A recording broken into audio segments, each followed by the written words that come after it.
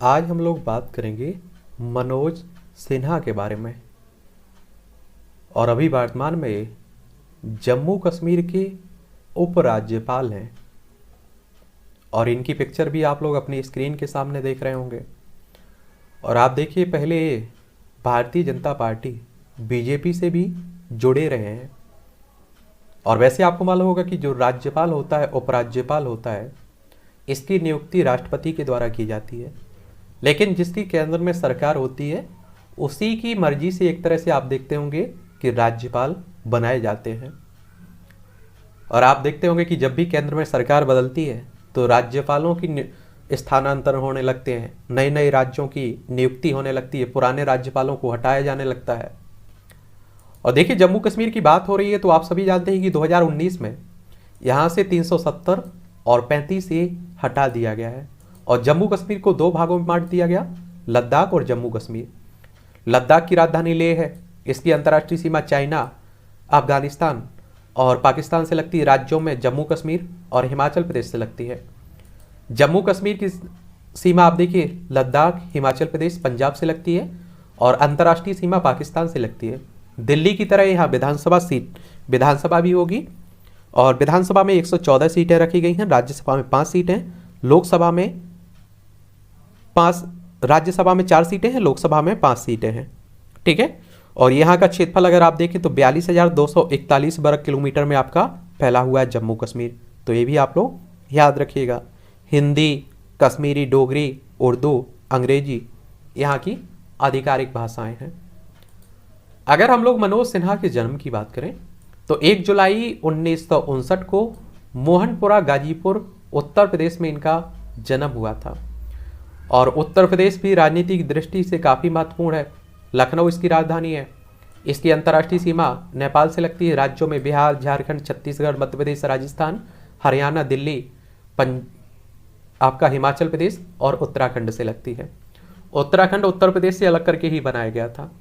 यहाँ विधानसभा में उत्तर प्रदेश में 403 सीटें देखने को मिलेंगी, विधान परिषद में 100 सीटें हैं, राज्यसभा में 31 सीटें हैं, लोकसभा में 80 सीटें हैं। और राजनीति की दृष्टि से इसलिए महत्वपूर्ण है। अगर प्रधानमंत्रियों की आप लोग सूची उठा के देखेंगे ना, तो अधिकतर प्रधानमंत्री आपकी उत्तर प्रदेश से ही निकल के आए हुए हैं। और कहते हैं कि दिल्ली की जो गद्दी है ना, इसका रास्ता उत्तर प्रदेश से, लखनऊ से होकर गुजरता है। और आप देखेंगे कि इनकी माता का नाम श्रीमती विंध्यवासिनी देवी और पिता का नाम बीरेंद्र कुमार सिन्हा था। और सिन्हा ने भागलपुर बिहार की नीलम सिन्हा से शादी की है। संतानों में इनका एक बेटा और एक बेटी है। और उन्होंने बनारस हिंदू विश्वविद्यालय से सिविल इंजीनियरिंग में बीटेक और एमटेक किया हुआ है। किसने? मनोज सिन्हा ने, यानी कि काफ़ी पढ़े लिखे हैं। और बीएचयू के विद्यार्थी संघ के अध्यक्ष भी थे, यानी कि छात्र जीवन से ही इन्होंने राजनीति करनी शुरू कर दी थी। राजनीतिक जीवन की अगर हम लोग इनकी बात करें तो आप देखेंगे कि काशी हिंदू विश्वविद्यालय की छात्र संघ का अध्यक्ष बनने के साथ ही 1982 से उनके राजनीतिक करियर की शुरुआत हुई।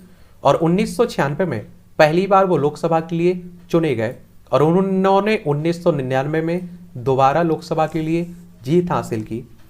और लोकसभा सदस्य अगर आपको बनना होता है तो आप सभी जानते हैं कि आपकी उम्र कम से कम 25 साल होनी चाहिए। अधिकतम उम्र की कोई सीमा नहीं रखी गई है। और लोकसभा सदस्य का चुनाव डायरेक्ट जनता के द्वारा होता है।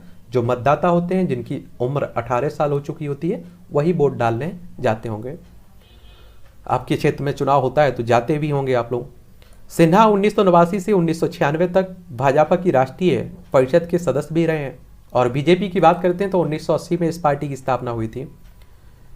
और सिन्हा ने, आप देखेंगे, 2014 में लोकसभा चुनाव में भाजपा की सत्ता में आने पर तीसरी बार निचले सदन के लिए चुने गए थे लोकसभा के लिए। वह रेल राज्य मंत्री बने थे और बाद में उन्हें संचार मंत्रालय का स्वतंत्र प्रभार भी सौंपा गया था। हालांकि 2019 के लोकसभा चुनाव में उन्हें हार का सामना करना पड़ा था। और इसके बाद अगस्त 2020 में जम्मू कश्मीर के उपराज्यपाल बना दिए गए थे। और गाजीपुर के विकास के लिए भी इन्हें जाना जाता है। केंद्रीय मंत्री की हैसियत से पहुंच का इस्तेमाल करने के साथ ही संचार विभाग का स्वतंत्र प्रभार और रेल मंत्रालय राज्य मंत्री का पद संभालने के अलावा गाजीपुर के लोग उन्हें विकास के लिए जानते हैं। अब वह केवल गाजीपुर ही नहीं, पूर्वी उत्तर प्रदेश के कई जिलों में भाजपा के मजबूत स्तंभ के रूप में स्थापित हो चुके हैं। और यही होता है कि जब वो कोई इस तरह का चुनाव हार जाता है व्यक्ति, तो उसे राज्यपाल बना दिया जाता है, या राज्यसभा से आप देखते हैं कि संसद में भेज दिया जाता है, मंत्री बना दिया जाता है। तो एक शॉर्ट बायोग्राफी है किसकी? मनोज सिन्हा की। इस तरह का जो भी चर्चा में व्यक्ति रहता है, देश दुनिया में कहीं का भी हो, तो उस पर हम लोग बात करते रहते हैं। आपकी भी दिलचस्पी है किसी के बारे में जानने की, तो आप लोग उसका नाम बताइएगा, उस पर भी हम लोग बात कर लेंगे। ठीक है।